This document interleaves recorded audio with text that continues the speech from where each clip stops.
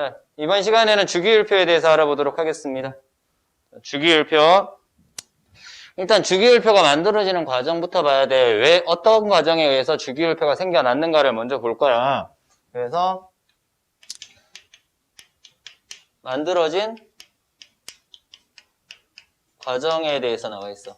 책에는 안 나오지만 첫 번째 과정이 라부아지에가 원소를 분류했다라는 것이 첫 번째 과정이야. 그래서 첫 번째 과정, 라부아지에가 최초로 원소를 분류를 합니다.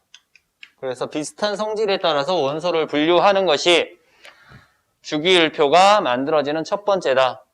분류했다는 데 가장 큰 의의를 두고요. 그리고 책에 나오는 건데 두 번째라고 해서 정리를 할게요. 데베라이너의 세쌍 원소설이라고 나옵니다.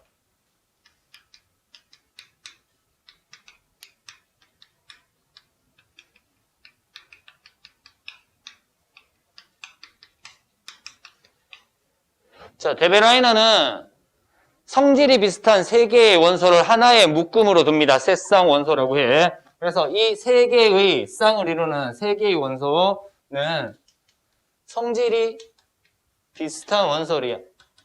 그럼 지금 얘기하면 어떤 족 원소라고? 같은 족에 있는 원소다라는 얘기야. 성질이 비슷한, 연속된. 그래서 얘를 나열할 때는 원자량 순서대로 나열을 했을 때 성질이 비슷한 연속된 세 개의 원소, 같은 족의 원소를 비교를 한 거야. 세쌍 원소. 그래서 예를 들면 이런 거야. 리튬이랑 나트륨이랑 칼륨이랑 이렇게 세 가지를 예를 들 건데요. 얘의 원자량은 리튬이 7이고요. 칼륨이 39 나와. 그러면 나트륨의 원자량은 어떻게 된다? 이 둘의 평균값을 가지는 23이라고 하는 얘가 원자량이다라는 것이 데베라이너의 세쌍 원소설입니다. 그래서 가운데 있는 원소는 양쪽 두 개의 원소의 평균값을 가지더라. 나중에 알고 봤더니 원자량뿐만이 아니라 밀도, 녹는 점, 끓는 점 이런 것들, 물질의 특성이 되는 모든 것들이 중간값, 평균값을 가지더라라는 사실을 알게 됩니다. 일단 원자량, 평균값을 가지더라라는 거 알면 되고요. 자, 그 다음 세 번째, 책에는 두 번째로 나오는데 뮬렌즈의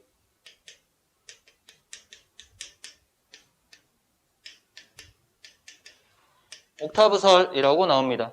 자, 옥타브라고 하는 것은 우리 음악 시간에 많이 배우는 내용이죠. 도에서부터 다음 도까지 자기 자신을 포함해서 8번째라는 뜻이야. 그래서 옥타브설은 8번째마다 성질이 비슷한 원소가 존재하더라. 얘도 마찬가지로 원자량 순서로 나열을 했을 때 8번째마다 성질이 비슷하다라는 거예요. 근데 우리 주기율표를 간단하게 정리를 하면 이렇게 되지.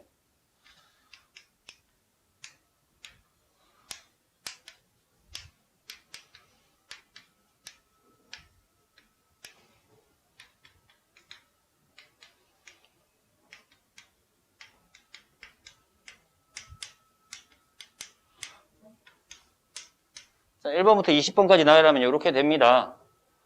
자, 그러면은 만약에 리튬을 중심으로 할게요. 리튬, 데베라니 세쌍 원소설은 이렇게 같은 족에 있는 원소 3개를 나열한 것이 세쌍 원소설에 대한 내용이었고, 그리고 리튬부터 출발을 할 건데요. 여기서부터 하나, 둘, 셋, 넷, 다섯, 여섯, 일곱, 여덟이면은 같은 성질이 아니야, 그치? 8이 여기 내려와야지 같은 성질이 되는 거잖아. 그러면 뮬렌즈의 옥타브설을 설명할 당시에는 얘네들이 발견되지 않았다라는 얘기야. 얘네들이 없어야지 하나, 둘, 셋, 넷, 다섯, 여섯, 일곱, 여덟 해서 8번째마다 같은 성질을 가진 원소가 존재하는 거지. 그래서 여기서 특징은 뭐다? 비활성 기체가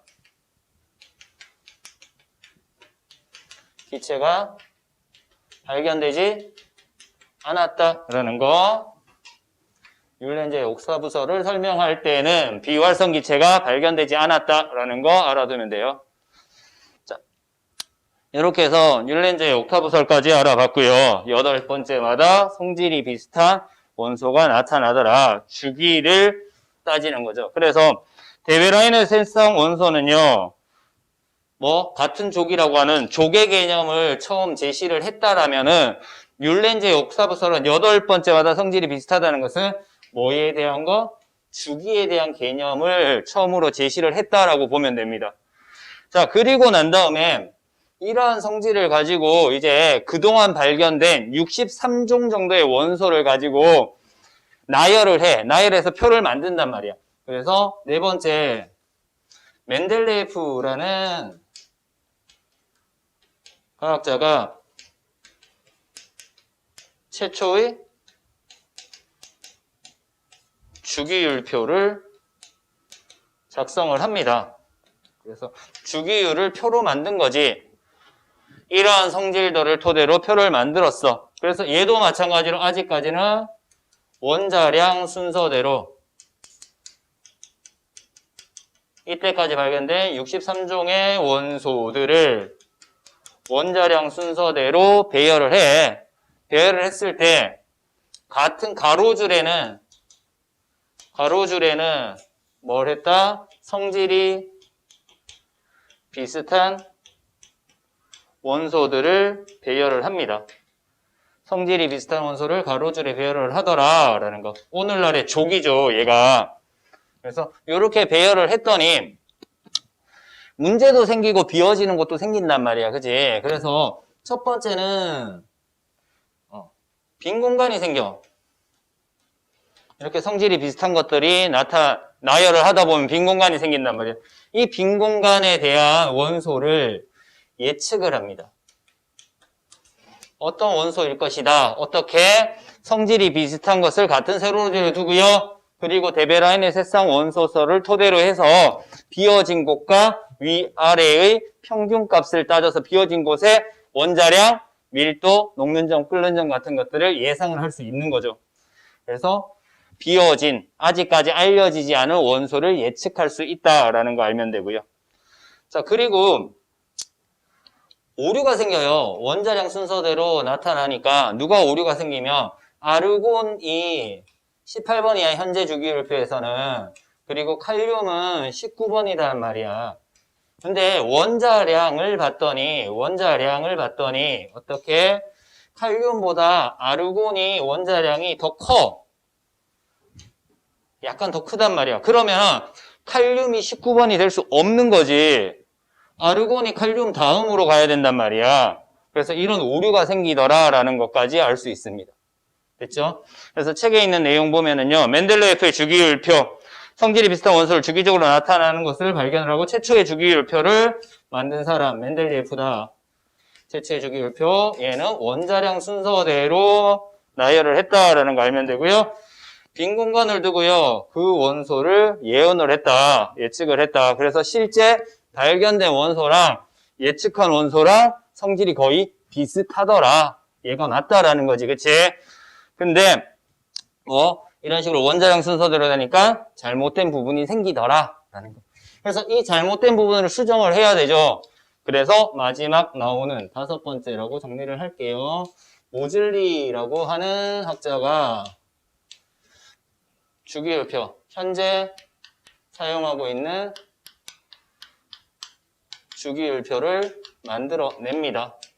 현재 주기율표. 그래서 현재 주기율표는 원자 번호를 순서대로 둘 건데요. 원자 번호 순으로 나열했는데 이 원자 번호는 양성자 수였죠. 그래서 원자 번호 양성자 수의 순서대로 배열을 합니다. 배열하는 방법은 똑같아. 성질이 비슷한 원소를 같은 세로줄에 두면서 배열을 한다. 근데 배열하는 순서가 멘델레예프는 원자량 순이었다면은 현재 주기율표에서는 원자 번호 양성자 순으로 배열을 한다라는 겁니다. 자, 이 양성자 수는 X선 연구를 통해서 알아내게 되죠.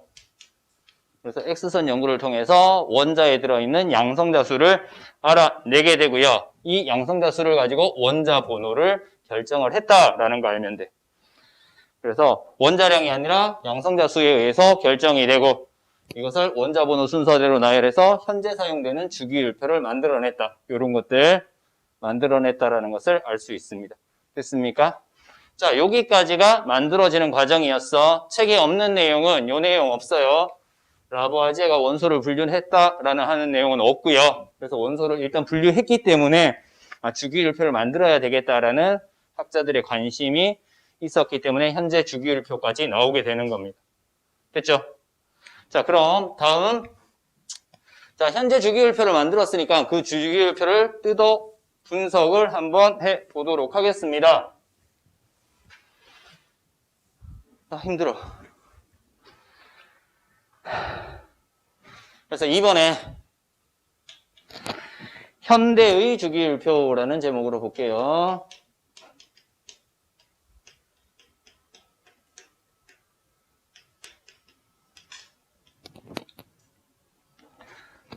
첫 번째 주기율이라고 나와 있어요. 주기율은 어떤 성질이라고 생각하면 돼. 규칙이라고 생각하면 돼요. 어떤 규칙이다라고 생각하면 돼. 어떤 규칙으로 분류를 하는가라는 겁니다. 그래서 원자 번호 순서대로 배열을 해. 원자 번호 순으로 배열을 합니다. 나열을 해요. 나열을 했을 때 일정한 간격을 두고 비슷한 화학적 성질을 갖는 원소가 주기적으로 나타나는 성질이다. 배열하면서 비슷한 화학적 성질이 주기적으로 나타나더라라는 거지. 그래서 이거를 주기율이라고 하는 규칙, 비슷한 화학적 성질이 주기적으로 나타나는 성질, 주기율이라고 얘기를 하고요. 이것을 토대로 뭘 만들어? 주기율을 가지고 있는 표를 만들었대. 그래서 주기율표를 만듭니다. 그래서 주기율표의 기본이 되는 것이 족이라는 것과 주기라는 것이 있었어요. 그렇죠? 그래서 첫 번째 나오는 것이 뭐다? 족이라는 것이 나오지. 주기율표의 무슨 줄? 세로줄을 족이라고 얘기를 해요. 여기 이렇게 적어놨는데 요게 족이야. 1, 2 이렇게 중간에 비어 있고요. 여기가 13, 14 이런 식으로 나타나는 것이 족이었죠. 세로줄이 족이고요. 1족부터 18족까지 존재한다라는 겁니다. 그죠? 그래서 같은 족일 때는 원자과 전자수가 같다라는 것까지 알 수 있어요. 원자과 전자수가 같으면 화학적 성질이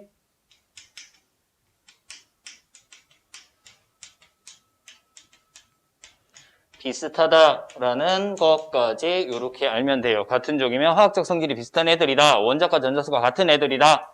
라고 알면 되고요. 자, 두 번째는 뭐 나와 있다? 주기라고 나와 있죠. 주기율표의 어느 줄? 가로줄을 나타내는 거예요. 그래서 이렇게 1주기, 2주기 이렇게 되는 거죠. 그죠? 그래서 얘는 1주기부터 몇 주기까지? 7주기까지 있고요. 이 주기라고 하는 것은 뭘 나타내는 거다? 전자 껍질 수를 나타내더라. 그래서 1주기는 전자 껍질이 하나, 2주기는 2개, 3주기는 3개 이런 식으로 전자 껍질 수를 나타내더라 라는 걸 알 수 있고요.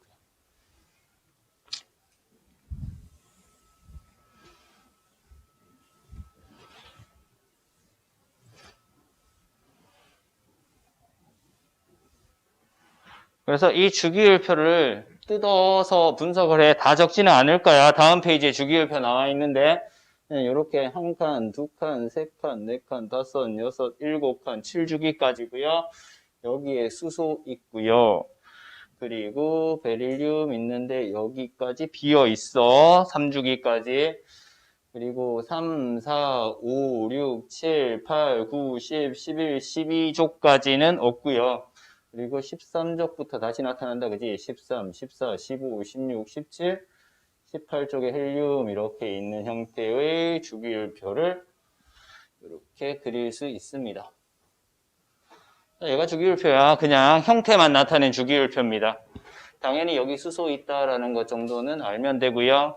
보통은 여기까지는 외우죠. 여기까지는 외웁니다. 1번부터 20번까지는 외우는데요. 우리 이렇게 두죠. 여기랑 그리고 어디? 여기랑 여기랑 여기랑 여기랑 여기랑 여기 이 부분이다. 그치? 책에 잘 나와 있는데 이 부분. 자, 노란색으로 빗금친 분이 뭐다? 비금속이다 라는 거지. 비금속 요만큼 있어요. 그리고 얘 빼고 얘도 빼고 얘도 빼고 얘도 빼고 어디까지 내려가야 되지? 여기까지인가? 여기까지. 그래서 이만큼이 빨간색으로 빗금친 부분이 뭐다? 금속이다 라는 거지. 금속이고요. 그리고 이 부분 하얀색으로 빗금친 부분, 이 부분은 금속과 비금속의 중간이니까 중금속이다 이렇게 나타나요. 그래서 그냥 우리가 중학교 때까지 배웠던 주기율표, 짧은 주기율표를 보면은 금속보다 비금속이 훨씬 더 많게 보여요. 근데 실질적으로 전체 주기율표를 보면은 금속이 비금속보다 훨씬 많다. 그리고 얘는 항상 예외다라는 거 알아야 돼. 수소는 어떤 문제를 풀든 간에 수소가 있는지 없는지 수소에 대한 존재감을 먼저 따져주고 시험 문제를 풀어야 됩니다. 수소가 예외가 되는 이유는 첫 번째는 중성자가 없어요. 양성자 하나로만 이루어져 있어. 두 번째는 여기에 존재하는데 비금속이야. 일쪽에 존재하면 금속이어야 되는데 비금속이야. 그래서 항상 예외적으로 알아둬야 됩니다. 문제 풀 때도. 자, 어쨌든 이렇게 있어. 그래서 왼쪽 가운데는 금속, 오른쪽은 비금속인데 수소는 예외. 그리고 금속과 비금속 사이에는 두 가지 성질을 다 가지거나 아니면 둘의 중간 성질을 가지는 중금속이 존재하더라 라는 거 위치 정도 파악해두면 됩니다. 됐습니까? 자, 이렇게 해서 현대 주기율표에 대해서 이렇게 정리를 한번 해봤습니다. 그럼 다음 내용 볼게요. 다음 내용은 전자 배치와 주기율 볼게요. 전자 배치와 주기율.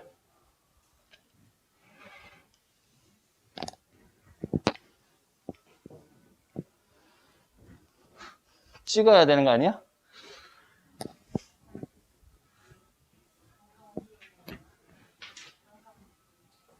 영상 언제 올리냐고? 3일 내에?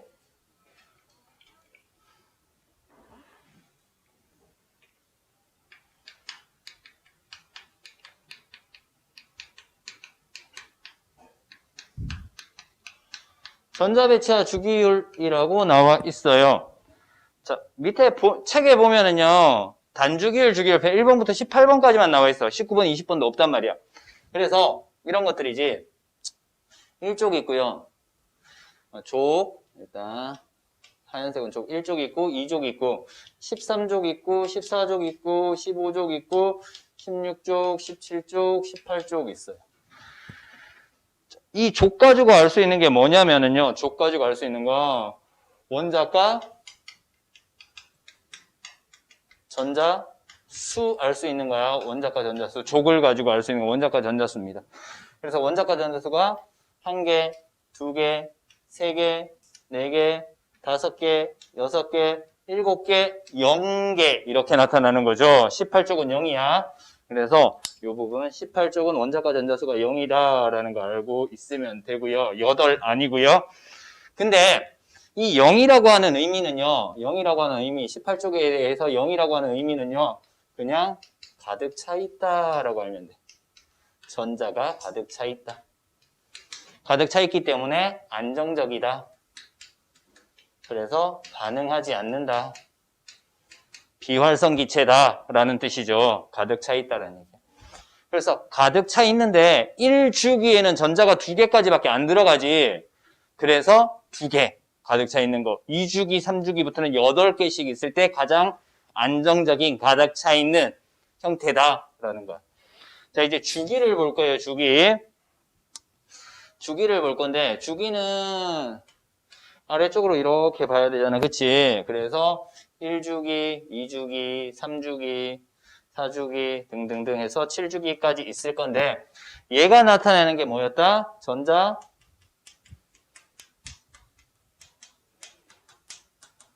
껍질수였잖아요. 전자 껍질수였단 말이야. 그러면은 1쪽에 있는 것이 수소였어. 그럼 수소라고 하는 것은 전자 껍질이 몇 개? 한 개에, 전자 껍질이 한 개에 원자과 전자수가 하나다라는 얘기잖아. 이렇게 나타낼 수 있다는 얘기야. 맞아요? 자, 그 다음에 여기 있는 것이 헬륨이죠. 그 다음 있는 것이 중간에 없어요. 1주기에는.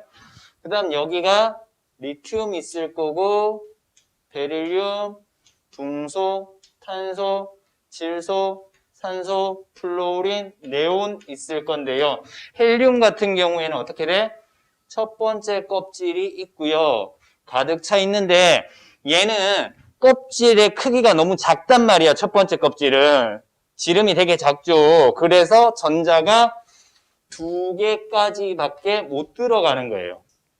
그래서 2개일 때 가득 차 있는 상태고요. 뭐 이거 한번 해볼까? 붕소 한번 볼게요. 붕소. 전자 껍질수 몇 개다? 2개다. 2주기니까. 그럼 껍질을 이렇게 2개를 그려요. 붕소에다가. 1개, 2개다 이렇게 그리죠. 그러면 껍질이 2개 있다는 것은 당연히 첫 번째 껍질에 전자는 가득 차 있다라는 얘기야. 몇 개였을 때 가득 차 있는 거다? 2개일 때 가득 차 있는 거지. 그래서 2개가 들어있는 상태에서 원자과 전자수가 3개니까 가장 바깥쪽에 전자가 3개가 존재한다. 이렇게 그릴 수 있는 거죠. 이해돼요? 당연히 여기는 어떻게? 하나, 2개인데 여기 2개 있고 여기는 몇 개? 8개로 가득 차 있는 거야.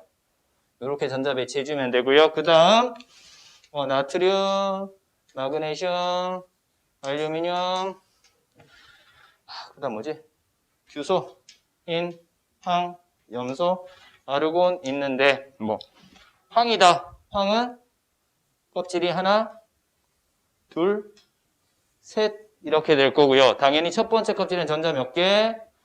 2개. 두 번째 껍질에는 전자가 둘, 셋, 넷, 다섯, 여섯, 일곱, 8개 들어가 있는 상태에서 16쪽이니까 전자 몇 개? 하나, 둘, 셋, 넷, 다섯, 6개 들어있는 형태다라는 거 알면 돼. 그래서 뭘 봐? 일단 껍질 수가 하나, 둘, 셋 있으면 3주기고요. 가장 바깥 전자 껍질에 전자가 하나, 둘, 셋, 넷, 다섯, 6 있으니까 16쪽이다라는 거 알면 돼. 요렇게 찾을 수 있으면 돼요. 그러면 3주기 16쪽이면은 껍질 3개 그려주고요. 가장 안쪽에 전자 2개, 두 번째 껍질에 8개, 세 번째 껍질에 6개 그려주면 됩니다. 요런 규칙성만 제대로 알면 되겠네. 그래서 원소의 전자 배치에 대해서 간단하게 알아봤어요. 전자 배치 이런 식으로 나타나. 그래서 밑에 보면은 같은 족 원소들 물었습니다. 같은 족 원소, 이 원소죠. 뭐가 같다? 원자과 전자수가 같다라고 했어. 그러면 같은 족에서 원자과 전자수가 같으니까 뭐가 같은 거야? 화학적 성질이 비슷하다라고 얘기를 했어요. 그죠? 같은 족일 때는 화학적 성질이 비슷하다. 같은 주기일 때는 뭐가 같다? 전자 껍질 수가 같더라라고 얘기를 했고요. 전자 껍질 수가 주기 번호 1주기에는 전자 껍질 3개, 2주기는 전자 껍질 수 2개 이런 식으로 주기 번호와 전자 껍질 수가 같다라는 사실까지 알 수 있습니다. 다음 페이지 볼게요. 2번이라고 했어요. 주기율이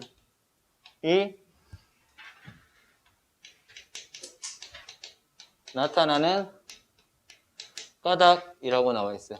자, 이 주기율이라고 하는 것은 뭘 볼 거냐면은 우리 여기서 나오는 원자과 전자수의 변화를 볼 거예요. 첫 번째 한 개, 두 개 아니고 0개라고 했다, 그지? 하나 0, 하나 둘 셋 넷 다섯 여섯 일곱 0, 하나 둘 셋 넷 다섯 여섯 일곱 0 이렇게 되지. 그래서 표를 만들어서 그리면은요. 책에도 표가 나와 있지만 어떻게 돼? 여기가 0, 1, 2, 3, 4, 5, 6, 7, 8 이라고 두면 돼. 얘가 원자과 전자수고요. 그리고 얘가 원자번호 1번, 2번, 3번, 4번, 5번, 6번, 7번, 8번, 9번, 10번, 11번, 12번 까지만 적자. 원래 20번까지 적어야 되는데 이 가로축을 원자번호, 세로축을 원자과 전자수 이렇게 뒀단 말이야. 그럼 1번은 수소니까 원자과 전자수가 한 개 있어. 그치? 2번은 헬륨이니까 원자과 전자수가 없단 말이야. 0이지, 그지? 가장 바깥쪽의 전자는 두 개지만 원자과 전자수는 0. 리튬은 하나, 베릴륨 두 개, 중소 세 개, 그 다음 탄소 네 개, 질소 5개, 산소 6개, 플로린 7개, 네온 0개. 8개 아니고 0. 그 다음에 나트륨, 마그네슘, 알루미늄 이 순서대로 간단 말이야. 그래서 얘를 연결하면 요렇게 갔다가 쭉 올라갔다가 다시 뚝 떨어지고요. 다시 쭉 올라갔다가 뚝 떨어졌다. 이런 식으로 원자과 전자수의 주기적 성질 때문에 전체 주기율이 나타나는 거다라는 것을 알 수 있습니다. 맞아요? 그래서 원자과 전자수의 원자번호에 따라 주기적으로 변하기 때문에 주기율이 나타나는 거다라는 거 알면 되겠습니다. 자, 이번 시간에 주기율표에 대해서 알아봤습니다. 일단 주기율표는 여기까지 하고 다음 시간에 원소의 분류 알아보겠습니다.